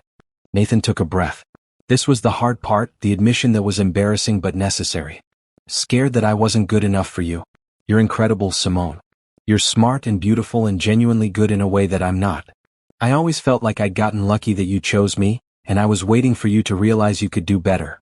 When Brandon showed up, successful and needing you in ways I couldn't understand, I convinced myself you were leaving me for him. Simone stared at him. You thought I'd leave you for Brandon? I thought you'd eventually realize that someone else could make you happier. Nathan. Simone's voice was softer now, tinged with sadness. I chose you. I married you. I promised to love you forever and I meant it. But you didn't believe in that promise enough to trust me when things got difficult. You let your insecurity destroy us instead of talking to me about how you felt. I should have talked to you. I should have been honest about being scared instead of turning it into anger and accusations. Yes, you should have. Simone looked down at Isaiah, who was starting to stir in his stroller. But you didn't. And now we're here, 9 months later, trying to figure out if there's any way forward. Is there? Is there any way I can make this right? I don't know. I'm so angry with you, Nathan. I'm angry that you put me through everything alone. I'm angry that Isaiah's first 3 months didn't include his father. I'm angry that when I needed you most, you weren't there. I know. You have every right to be angry. But I also see that you're genuine in your remorse. I can see that you understand what you did wrong. Simone paused. Isaiah deserves to know his father. Even though you failed me, even though you hurt me worse than I've ever been hurt, I won't keep him from you if you're serious about being in his life. I'm serious. I'll do whatever it takes. It's going to be hard. You can't just show up and be dad right away. We'll have to take it slow. Supervised visits at first. You'll have to prove you're committed to this, that you won't disappear again if things get difficult. I understand. Whatever boundaries you need to set, I'll respect them. Isaiah started crying, and Simone immediately unbuckled him from the stroller and lifted him into her arms. She rocked him gently, murmuring soft words until he settled down. Nathan watched, fascinated by the ease with which she handled their son. He's hungry, Simone said. I need to feed him. Can I watch? I want to learn. I want to know how to take care of him. Simone studied Nathan's face, then nodded slowly. She positioned Isaiah and began feeding him, and Nathan watched, trying to absorb every detail. The way she supported his head, the gentle rocking motion, the soft sounds she made to keep him calm. You're good at this, Nathan said quietly. I had to be. I didn't have a choice. There was no bitterness in Simone's voice, just fact. My mom helped when she could, but mostly it was just me figuring things out as I went along. I wish I'd been there. I wish I could go back and change everything. You can't. None of us can change the past. We can only decide what to do with the future. What do you want the future to look like? Simone was quiet for a long time, focused on Isaiah. When she finally spoke, her voice was measured and careful. I want Isaiah to have 2 parents who love him and put his needs first. I want you to be involved in his life in a meaningful way. But I don't know if I can trust you again, Nathan. I don't know if we'll ever be more than co-parents. It hurt to hear, but Nathan understood. I'll earn your trust back. However long it takes, whatever I have to do, I'll prove that I've changed. We'll see. Simone looked up at him. You can come to his pediatrician appointment next week if you want. Thursday at 10 in the morning. I'll text you the address. I'll be there. Thank you, Simone. Thank you for giving me a chance. I'm not doing it for you. I'm doing it for Isaiah. Every child deserves a father who shows up. Nathan nodded, accepting the boundaries she was setting. This wasn't about him and Simone reconciling. This was about him being a father to his son. If that was all he ever got, if Simone never forgave him for what he'd done to their marriage, he'd have to accept that. But as he watched her with Isaiah, seeing the way she gazed at their son with such fierce love and protection, Nathan knew he wanted more. He wanted his family back. He wanted the life they'd been building before he'd destroyed it with his insecurity and pride. That might not be possible. Simone might never be able to forgive him enough to try again. But Nathan was going to do everything in his power to prove he was worth a second chance. For Isaiah. And for the woman he'd never stopped loving, even when he'd convinced himself he should. Nathan showed up at the pediatrician's office 20 minutes early. He'd barely slept the night before, too nervous about seeing Isaiah again, too worried about doing something wrong or saying something that would make Simone change her mind about letting him be involved. Simone arrived right on time, carrying Isaiah in his car seat. She wore a bright blue top and jeans, her hair pulled back in a neat bun. She looked tired but put together, like someone who'd mastered functioning on very little sleep. "Hi," Nathan said, standing up from where he'd been waiting. "Hi." Simone set the car seat down carefully. "He's having a good morning so far. But fair warning, he hates getting shots, so he'll probably cry. That's okay. I want to be here for all of it, good and bad." They checked in and sat in the waiting room. Nathan couldn't stop looking at Isaiah, who was awake now and looking around with curious eyes. The baby saw Nathan staring and gave what might have been a smile. "Did he just smile at me?" Nathan asked, his voice hopeful. "Maybe.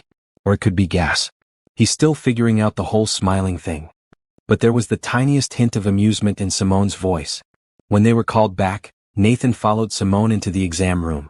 The nurse weighed Isaiah, measured his length, and took his temperature while Simone answered questions about feeding schedules and sleep patterns. Nathan listened carefully, storing away every piece of information about his son's routine. Dr. Rachel Foster came in, a warm woman in her mid-40s with gray-streaked hair and kind eyes. She stopped when she saw Nathan. "And you are?" "Nathan Parker. I'm Isaiah's father." Dr. Foster looked at Simone, who nodded confirmation. "I see. Well, it's nice to meet you, Mr. Parker. Isaiah is doing wonderfully. He's growing right on track, meeting all his developmental milestones. You have a very healthy baby boy. That's good. That's really good." Nathan felt relief wash over him. Dr. Foster examined Isaiah, talking Simone through what she was checking and why. She explained what signs to watch for, what was normal and what would warrant a call to the office. Nathan pulled out his phone and took notes, determined not to miss anything important. Then came the shots. Isaiah screamed, his face turning red, his tiny body shaking with the force of his crying. Simone scooped him up immediately, holding him against her chest and rocking him while she murmured soothing words. Nathan felt helpless, watching his son in distress and not knowing how to help. But after a few minutes, Isaiah's crying subsided into hiccuping sobs, and Simone sat back down, still holding him close. "You handled that well," Dr. Foster said approvingly. "Some new parents panic at the crying." "This is my first time here," Nathan admitted. "Simone's been handling everything alone for 3 months." Dr. Foster's expression shifted slightly, understanding passing across her face. She didn't comment, just finished up the appointment and gave them information about the next checkup. In the parking lot, Nathan walked Simone to her car. Isaiah was calm now, drowsy in his car seat. "Thank you for letting me come," Nathan said. "You're his father. You should be at his appointments." Simone secured Isaiah's car seat in the back of her Honda. "Are you free next Tuesday? I have to go back to work and I could use some help." Nathan's heart jumped. "Yes, absolutely. What do you need?" "My shift starts at 3 and goes until 11. My mom usually watches Isaiah, but she has a doctor's appointment that day. If you could stay with him for a few hours, that would help." "I can do that. I'd love to do that. I'll have bottles prepared for you and I'll write down his schedule. It's straightforward, but it might take you a few tries to get the hang of diaper changes. I'll figure it out. Thank you, Simone. Thank you for trusting me with him." Simone looked at him directly. "I'm not trusting you with him because I trust you. I'm trusting you because I'm desperate for help and you're his father. Don't make me regret this." The words stung, but Nathan understood. Trust had to be earned, not demanded. Over the next 2 weeks, Nathan showed up for every opportunity Simone gave him. He babysat Isaiah 3 times, texting Simone constant updates and photos. He went to another doctor's appointment. He stopped by Simone's apartment with groceries and prepared meals, leaving them in her fridge without expecting to be invited in. Slowly, painfully slowly, Nathan learned how to be a father. He learned how Isaiah liked to be held. He figured out that the baby calmed down faster with gentle bouncing than with rocking. He mastered diaper changes, though not without a few disasters that he'd laughingly told Simone about afterward. One evening, Nathan was at his father's house for dinner. Tom had made his famous spaghetti, and they sat at the kitchen table eating and talking about Isaiah. "You seem different," Tom observed. "Lighter, somehow. I have a purpose now. Something to work toward that's bigger than my own hurt feelings." "That's good. But what about you and Simone? How is that going?" Nathan set down his fork. "It's not going anywhere. We're co-parenting. That's all she wants, and I have to respect that. Do you want more?" "Of course I do. I never stopped loving her, Dad. But I hurt her badly, and I don't know if she'll ever be able to forgive me enough to try again." "Have you told her that?" "Told her what?" "That you still love her. That you want to try again." Tom leaned back in his chair. "Simone isn't a mind reader. If you want something different, you have to say so." "I can't. Not yet. She's just barely starting to trust me with Isaiah. If I push for more, I'll scare her off and I'll lose even this." Tom shook his head. "You're doing the same thing you did before. You're assuming instead of communicating. You're so worried about doing the wrong thing that you're not doing anything at all." Nathan thought about that conversation for days. Was his father right? Was Nathan once again letting fear guide his decisions instead of honesty? Finally, 2 weeks after the pediatrician appointment, Nathan decided he had to say something. He couldn't keep pretending that co-parenting was enough when what he really wanted was his family back. He showed up at Simone's apartment on a Saturday morning, this time calling ahead instead of just appearing. Simone answered the door in a bright maroon t-shirt and sweatpants, Isaiah on her hip. "Nathan? I thought you weren't coming until this afternoon." "I know. I'm sorry for changing the plan, but I need to talk to you. Can I come in?" Simone hesitated, then stepped back. "Okay, but just for a few minutes. I have things to do today." Nathan walked into the small apartment. It was neat and organized despite the obvious presence of a baby, with a pack-and-play in the corner and a swing near the couch. Photos of Isaiah covered the fridge, documenting his first 3 months of life. Months Nathan had missed. "What do you need to talk about?" Simone asked, standing with Isaiah while Nathan sat on the couch. "I need to apologize to you properly. Not just for missing Isaiah's first months, but for everything I did to you during our marriage and divorce." "Nathan, please let me say this. I've been thinking about it for weeks and I need to get it out." Nathan took a breath. "I failed you as a husband. I let my insecurity and jealousy poison what we had. Instead of talking to you about my fears, I turned them into accusations. I convinced myself you were betraying me because that felt easier than admitting I was scared of losing you." Simone sat down in the chair across from him, Isaiah still in her arms.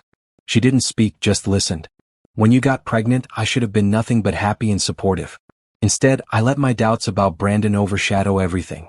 And when I saw that text message, instead of asking you about it like a rational person, I exploded. I decided you were guilty and didn't give you a real chance to defend yourself. I tried to defend myself. You wouldn't listen. I know. And that's on me. I shut down communication because I was hurt and angry. I filed for divorce instead of going to counseling. I blocked your number instead of having difficult conversations. I walked away from the best thing in my life because I was too proud to admit I might be wrong." Isaiah started fussing and Simone stood up, bouncing him gently. Nathan watched, his heart aching at the sight of what should have been his daily reality. "I'm sorry I made you go through pregnancy alone. I'm sorry I wasn't there when Isaiah was born. I'm sorry I missed 3 months of his life and made you handle everything by yourself. I'm sorry I hurt you so deeply that you can barely stand to be in the same room with me." Nathan's voice cracked. "I'm sorry I destroyed our marriage, Simone. And I'm sorry that I'm probably apologizing too late for it to matter." Simone was quiet for a long time. Isaiah had calmed down and was gnawing on his fist, making wet sounds that might have been funny in a different context. "It does matter," Simone finally said. "Your apology matters. But it doesn't change what happened. It doesn't give me back the months I spent alone and scared. It doesn't fix the fact that I can't trust you the way I used to." "I know. I don't expect it to fix anything. I just needed you to know that I understand the magnitude of what I did. That I'm not just sorry about missing time with Isaiah. I'm sorry about hurting you. About failing you when you needed me most. Simone sat back down, settling Isaiah in her lap. Why are you telling me this now? Because I'm in love with you. I never stopped being in love with you even when I was convinced I should hate you. And I know you probably can't forgive me, and I know we might never be more than co-parents, but I needed you to know.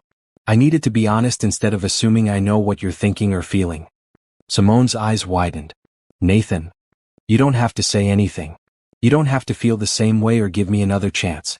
I'm telling you this because my father pointed out that I was making the same mistake again, keeping quiet instead of communicating. So I'm communicating. I love you. I want to try again. I want to be a real family with you and Isaiah. But I'll respect whatever decision you make, and I'll keep showing up for my son no matter what. Simone looked down at Isaiah, tears sliding down her cheeks. I don't know if I can do this. I don't know if I can open myself up to being hurt by you again. I understand. Take whatever time you need. I'll be here, proving that I've changed, showing you that I can be the man you deserved me to be all along. Have you been following Nathan and Simone's journey? The mistakes, the pain, the long road toward healing? This story is about more than just second chances. It's about whether love can survive our worst failures, whether forgiveness is possible when trust has been shattered. If their story is touching your heart, subscribe and leave a comment below. Tell us whether you think Simone should forgive Nathan, or if some mistakes are too big to move past. Your thoughts matter and we want to hear them. Over the next 6 weeks, Nathan showed up. Not just physically but emotionally. He babysat Isaiah twice a week while Simone worked. He came to every doctor's appointment. He texted Simone good morning messages, not asking for anything, just letting her know he was thinking about her and Isaiah.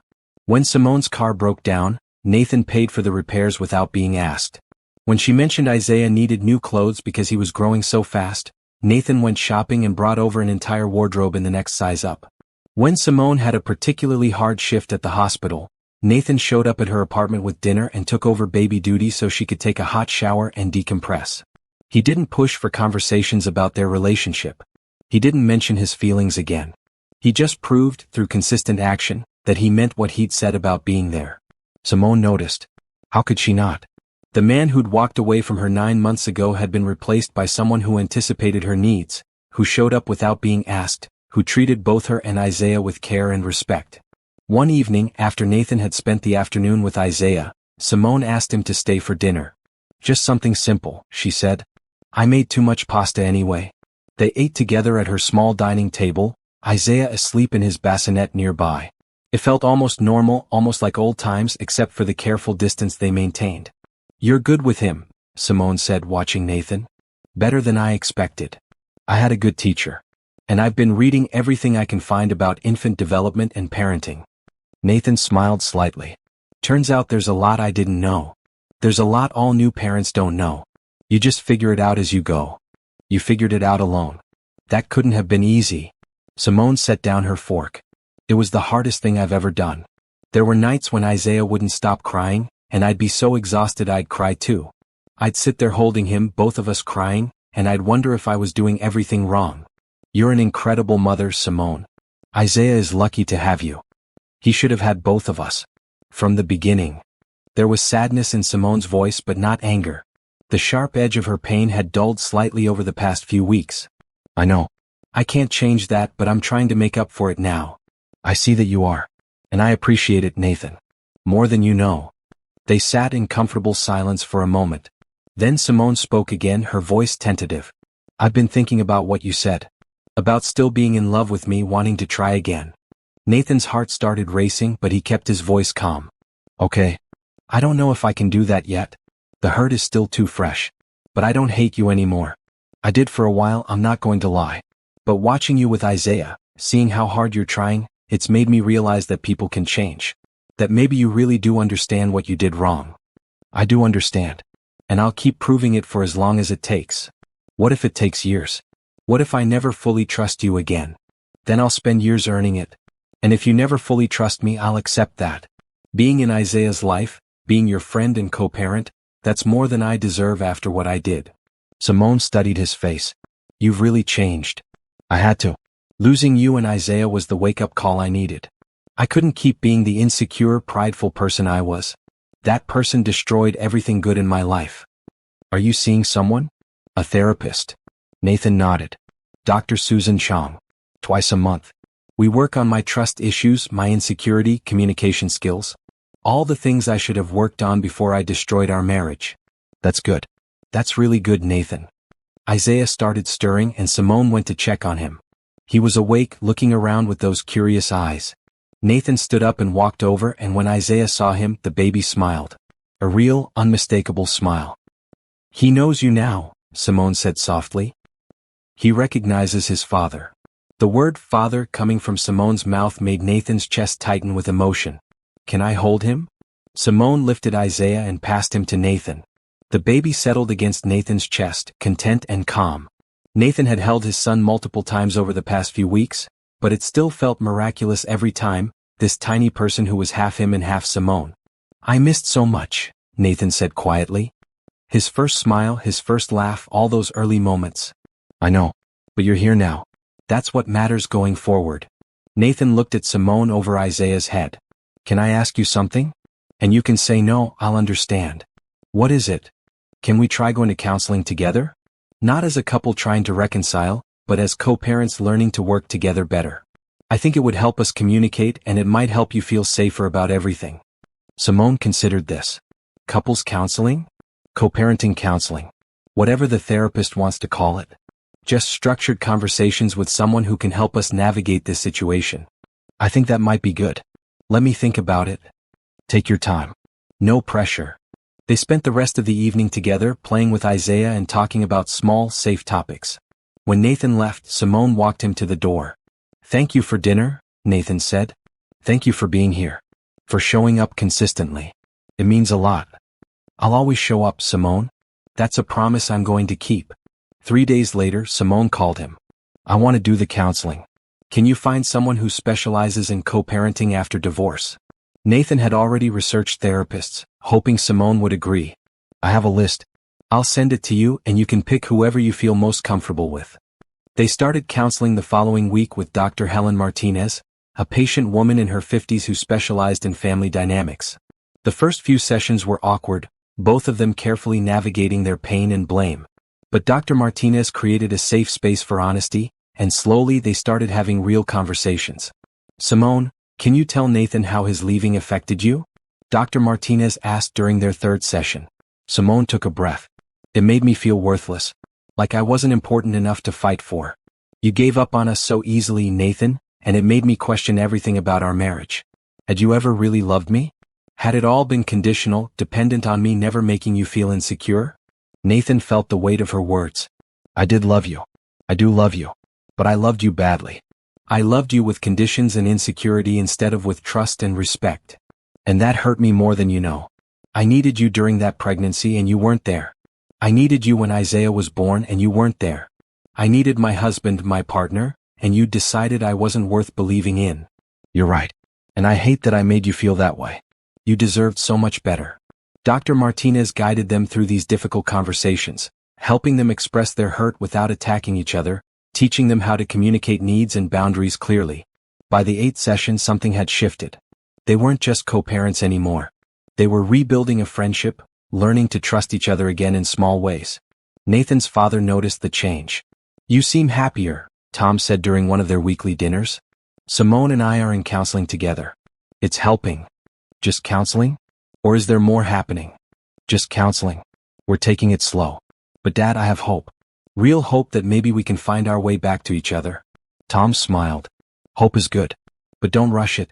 Let it grow naturally. Nathan was trying to be patient, but it was hard. Every time he saw Simone, every time they laughed together over something Isaiah did, every time their hands brushed accidentally and she didn't pull away, Nathan felt that hope grow stronger. Meanwhile, Isaiah was growing fast. He started rolling over, then sitting up. He laughed at silly faces and loved being read to before bed. Nathan made sure he was there for all of it, documenting every milestone, building a relationship with his son that grew stronger every day. 4 months after their first counseling session, Simone invited Nathan to Isaiah's 6-month birthday celebration. It was small, just Simone, her mother Grace, Nathan, and Tom. They had cake and took photos, and Isaiah smashed his first taste of birthday cake all over his face, making everyone laugh. After the party, Grace pulled Nathan aside. "You've proven yourself," she said quietly. "I didn't think you would. I thought you'd give up after a few weeks. But you've shown up consistently and you've made my daughter smile again. Don't mess this up." "I won't. I promise." "Good. Because if you hurt her again, you'll have me to deal with." Nathan believed her. But he had no intention of hurting Simone ever again. That night, after everyone had left, Nathan helped Simone clean up. They worked side by side, washing dishes and putting away decorations, while Isaiah slept peacefully in his crib. "Thank you for letting me be part of today," Nathan said. "You're his father. Of course you should be here for his milestones."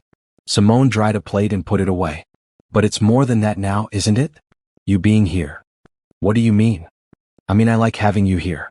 Not just for Isaiah but for me. I've missed this. The partnership, the companionship, the feeling of not being alone in everything." Nathan's heart jumped. "I've missed it too. I've missed you, Simone. Every single day." Simone turned to face him. "I'm scared, Nathan. I'm scared to trust you again. I'm scared of getting hurt. But I'm also scared of letting fear keep me from something that could be good." "What are you saying?" "I'm saying maybe we could try. Slowly. Dating, I guess, even though we have a 6-month-old together. Getting to know each other again, building something new instead of trying to go back to what we had." Nathan felt tears prick his eyes. "Are you sure? I don't want to push you into anything you're not ready for." "I'm not sure of anything except that what we're doing now, this limbo between co-parents and something more, it's not sustainable. We need to either move forward or establish clearer boundaries. And I want to try moving forward." Nathan reached out slowly, giving her time to pull away if she wanted. When she didn't, he took her hand. "I will spend every day proving that you made the right choice. I promise you, Simone, I will never again let my insecurity hurt you or our family. I'm holding you to that." They stood in her kitchen, holding hands, and for the first time in over a year, Nathan felt like he was home. Not because of the place but because of the person beside him and the baby sleeping down the hall. It wasn't a perfect resolution. They still had work to do, trust to rebuild, conversations to have. But it was a beginning. A real second chance. And Nathan was going to make sure he didn't waste it. 6 months later, Nathan stood in the parking lot of the Riverside Community Center, his heart pounding with nervous energy. Inside, Simone was volunteering at the meal service, something she'd started doing again now that Isaiah was older and easier to manage. Nathan had asked her mother Grace to watch Isaiah for the afternoon, claiming he had something important to plan. Grace had given him a knowing look but agreed without asking questions. The past 6 months had been the best of Nathan's life, even better than their original courtship and marriage. This time they'd built their relationship on honesty and communication. They'd continued counseling, working through difficult conversations and learning how to fight fair when disagreements arose. They dated, real dates where Nathan picked Simone up and they went to dinner or movies or just walked through the park together. They'd taken it slow with physical affection, both of them needing time to rebuild that intimacy. The first time Nathan had kissed Simone again, 3 months into their dating, it had felt like coming home and starting fresh all at the same time. Now Nathan felt ready for the next step. He'd talked to his father about it, to Dr. Martinez, even to Jennifer at work. Everyone had given their blessing, though Dr. Martinez had cautioned him to make sure Simone was truly ready and not just going along with what she thought Nathan wanted. But Nathan knew Simone was ready. She'd said, "I love you" 2 weeks ago, the first time since their divorce. She'd cried when she said it, admitting how scared she'd been to let herself feel that way again. Nathan had held her and promised that this time, he'd cherish that love instead of taking it for granted. Nathan walked into the community center. Simone was at the serving line, wearing a bright red apron over her blue jeans and green t-shirt, laughing at something one of the guests had said. She looked radiant, happy in a way that made Nathan's chest ache with love and gratitude. She saw him and smiled. "Nathan? What are you doing here?" "I came to volunteer. Thought I'd help out where it all started." Simone's smile widened. "They can always use an extra pair of hands. Go check in at the volunteer table." Nathan spent the next 2 hours serving food and cleaning tables, working alongside Simone like they had all those years ago when they'd first met. When their shift ended, Nathan asked her to take a walk with him. They walked out to the community center's small garden, a quiet space with benches and flowering plants. It was early evening, the sun starting to set and casting everything in soft light. "This brings back memories," Simone said, sitting on one of the benches. "Good ones, I hope." "The best. This is where we met. Where everything started." Nathan sat beside her, taking her hand. "Simone, this past year has been the hardest and the best year of my life. I lost you, found you again, and learned what it really means to love someone. Not the easy surface love, but the deep kind that requires work and honesty and vulnerability. Simone squeezed his hand. Where is this going? I want to ask you something, but first I need to say this. I know I hurt you terribly. I know I failed you when you needed me most. I know that what I did during our marriage and divorce was wrong in every possible way. And I know that you've given me a second chance I probably didn't deserve. Nathan, let me finish. You've taught me what real forgiveness looks like. Not just saying you forgive someone, but actually doing the work to rebuild trust. You've been patient with me, honest with me, and you've let me be a father to Isaiah even when you had every right to keep me at a distance. You've made me a better man, Simone. Just by being who you are and expecting me to rise to meet that standard. Tears were forming in Simone's eyes. You've done the work, Nathan. You've changed. I see it every day. I have changed. Because losing you showed me who I never want to be again. That jealous, insecure man who destroyed his own happiness, I've left him behind. And in his place, I've tried to become the man you deserved from the beginning. The man who trusts you completely, who communicates instead of assumes, who shows up no matter what. Nathan stood up and pulled a small box from his pocket. Simone gasped, her hand going to her mouth. I know we're already married legally. The divorce was finalized, but that was a legal formality for something that was already broken. What I want to know is if you'll give me the chance to do it right this time. To marry you again, but with the man I am now instead of the man I was then.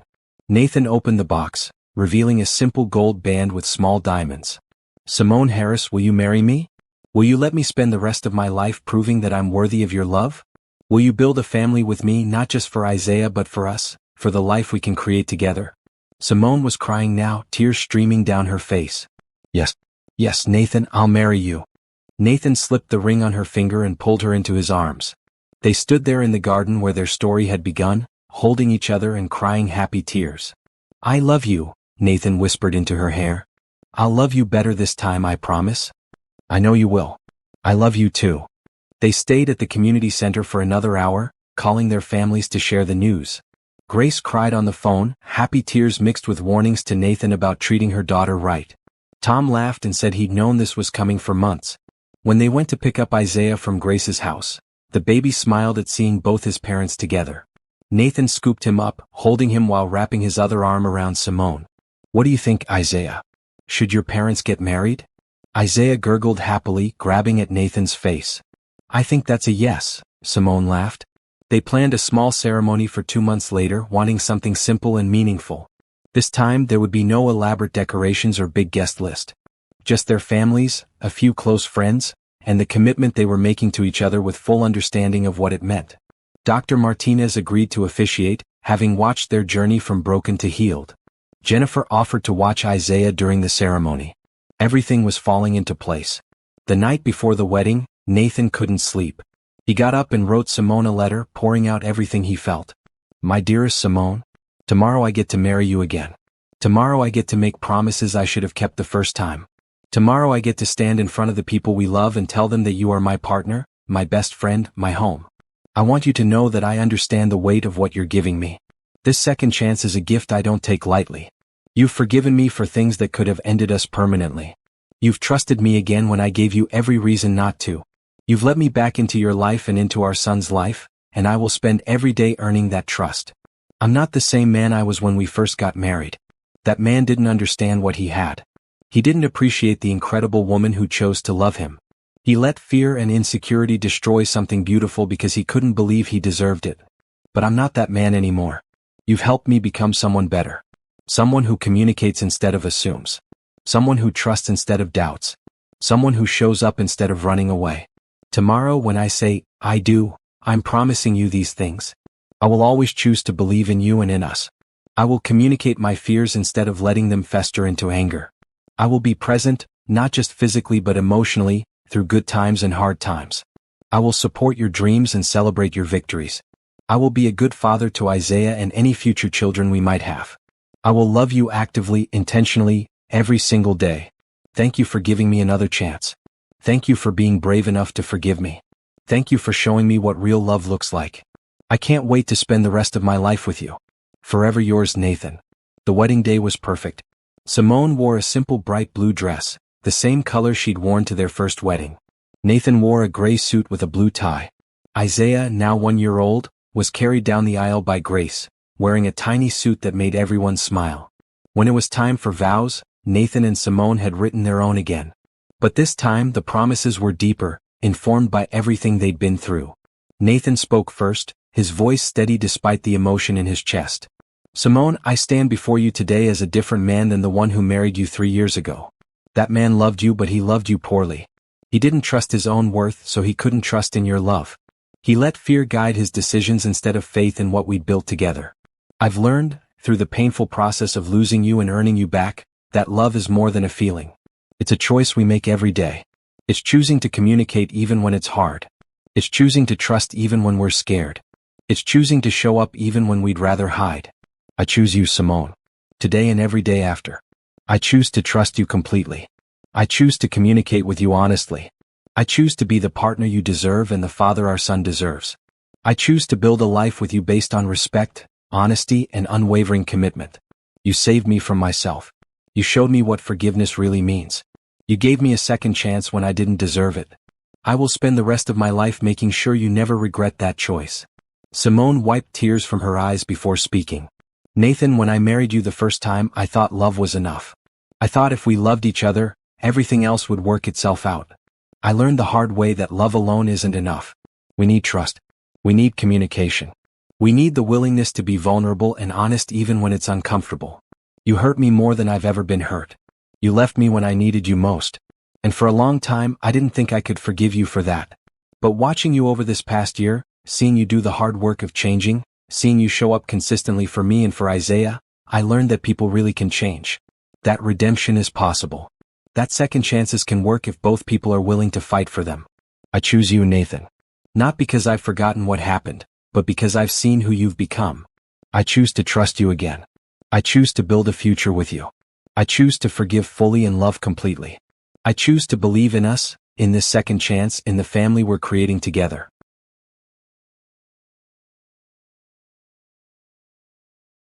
Thank you for not giving up on us. Thank you for doing the work.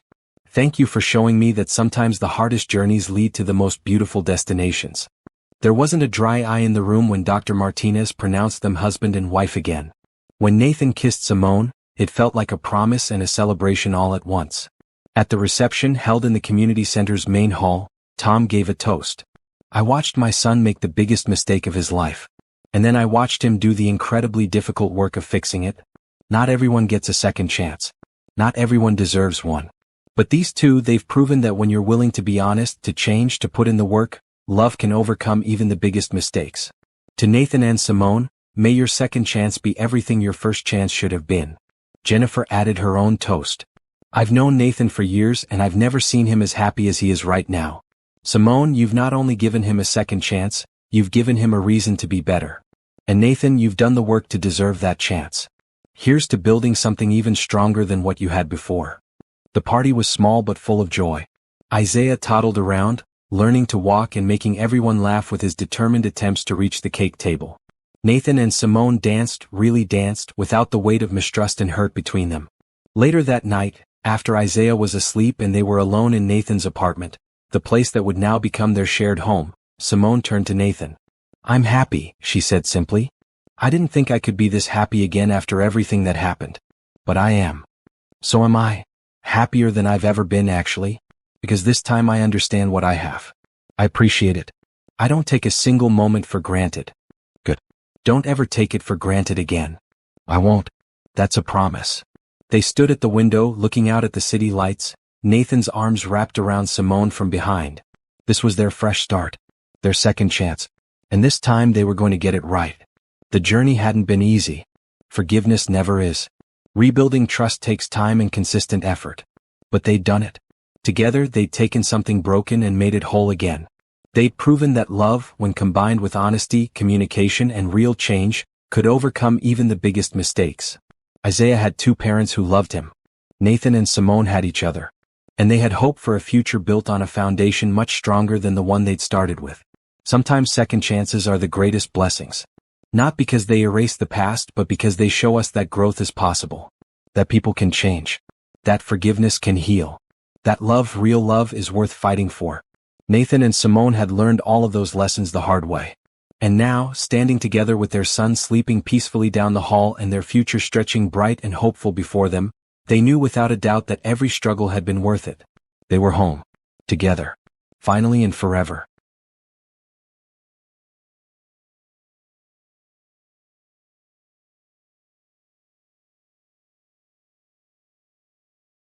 Nathan woke up to Isaiah's babbling coming through the baby monitor. He slipped out of bed carefully, trying not to wake Simone, but she stirred anyway. "I'll get him," Nathan whispered. "We'll both get him," Simone said, smiling. They walked down the hall to Isaiah's room together. Their son was standing in his crib, holding onto the rails and bouncing with excitement at seeing his parents. "Good morning, buddy," Nathan said, lifting Isaiah out of the crib. The toddler immediately grabbed for Nathan's face, giggling. "Someone's in a good mood," Simone laughed. They went to the kitchen together, moving in the easy rhythm of a couple who'd learned how to be a team. Nathan made coffee while Simone prepared Isaiah's breakfast. Isaiah sat in his high chair, banging his hands on the tray and chattering in his own language. This was their life now. Simple mornings, shared responsibilities, the comfortable partnership they'd built through hard work and honest communication. "I have the day off," Simone said, sipping her coffee. "What should we do? The park? Isaiah loves the swings now." "Perfect. And maybe we can stop by the community center afterward. I want to sign up for next month's volunteer schedule." Nathan smiled. The community center had become their special place again. Not just where they'd met, but where they'd rebuilt their relationship and gotten married for the second time. "I'll come with you. Make it a family volunteer day when Isaiah gets a bit older. He'll love that." Following in his parents' footsteps. They spent the day together, the three of them. At the park, Nathan pushed Isaiah on the swings while Simone took pictures. At the community center, they signed up to volunteer together, planning to bring Isaiah along in a few months when he was old enough to enjoy helping.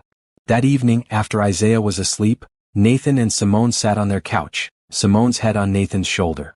"I never thought we'd get here," Simone said quietly. "After the divorce, after everything that happened, I never thought we'd be this happy." "Neither did I. But I'm grateful every day that you gave me the chance to prove I could change." "You did more than change, Nathan. You became the man I always knew you could be. You just needed a reason to find him. You and Isaiah are my reason. You'll always be my reason." They sat in comfortable silence, grateful for the hard road that had led them here. Grateful for second chances. Grateful for forgiveness. Grateful for the family they'd built from the broken pieces of what they'd lost. Sometimes the hardest journeys lead to the most beautiful destinations. Nathan and Simone had learned that lesson well. And they would spend the rest of their lives thankful for the day everything fell apart, because it had taught them how to build something truly unbreakable. The baby they thought might drive them apart had instead brought them back together. Isaiah was their reminder that even in the darkest moments, hope exists. That love can heal. That forgiveness is possible. And that sometimes, the second time around is exactly what we needed all along. Nathan pulled Simone closer, kissing the top of her head. "I love you," he whispered. "I love you too," Simone replied, settling deeper into his embrace.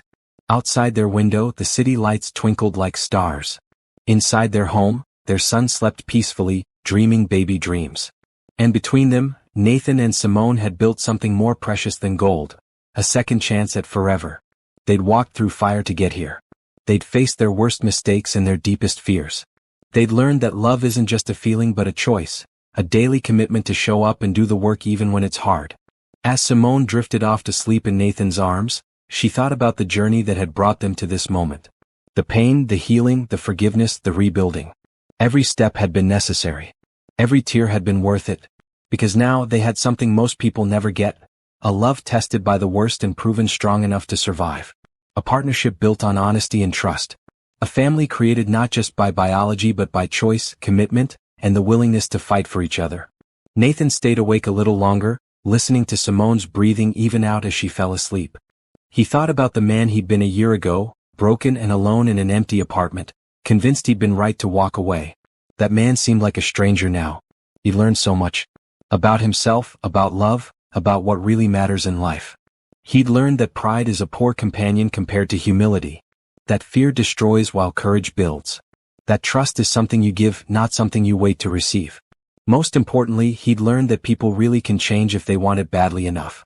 If they're willing to face their flaws and do the hard work of becoming better. Nathan looked down at Simone, her face peaceful in sleep, and felt overwhelming gratitude. She'd given him something most people don't get after making such devastating mistakes: a genuine second chance. Not because he'd begged or demanded it, but because he'd proven through consistent action that he'd changed. He thought about Isaiah, asleep down the hall. His son would grow up in a home filled with love and honesty. He'd see his parents communicate respectfully, work through disagreements with patience, and choose each other every day. Isaiah would learn what healthy love looks like, not the toxic patterns Nathan had almost passed down. That thought made everything worth it. The pain, the hard work, the months of proving himself. If his mistakes and the journey to fix them meant Isaiah would grow up knowing how to love well, then every struggle had purpose. Nathan carefully reached for his phone on the nightstand and opened his notes app. He typed a reminder for tomorrow: tell Simone I love her. Play with Isaiah. Be grateful. Keep being the man they deserve. It was a simple list, but it contained everything that mattered. Love expressed through words and actions. Time spent building relationships. Gratitude for the blessings in his life. And the commitment to continue growing into the person his family needed. Nathan set his phone down and closed his eyes, holding Simone close. Tomorrow would bring new challenges, new opportunities to prove himself, new moments to cherish. But tonight, he was simply grateful to be here in this moment with his wife and son under the same roof. The story of Nathan and Simone wasn't a fairy tale. It was messy and complicated and full of mistakes. But it was real. And in its reality, it was beautiful.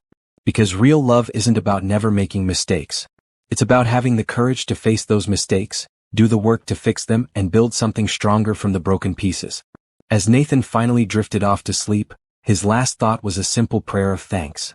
Thanks for second chances. Thanks for forgiveness. Thanks for the family he'd almost lost and the love he'd fought so hard to earn back. And in the morning, when Isaiah's happy babbling woke them up, when Simone smiled at him over their son's head, when they moved through their day as a family, Nathan would remember this moment. This peaceful, grateful, perfect moment where everything he'd lost had been found again. The journey had been hard. The pain had been real. But standing on the other side of it all, with his family intact and his heart full, Nathan knew without question. It had been worth every step. Their story had a happy ending not because everything was perfect, but because they'd both chosen to fight for it.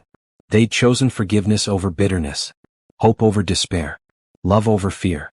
And that, Nathan thought as sleep finally claimed him, was the real magic. Not that they'd found their way back to each other, but that they'd both been willing to do whatever it took to make that happen. Second chances are rare and precious. Nathan and Simone had theirs. And they would spend the rest of their lives making sure they never needed a third.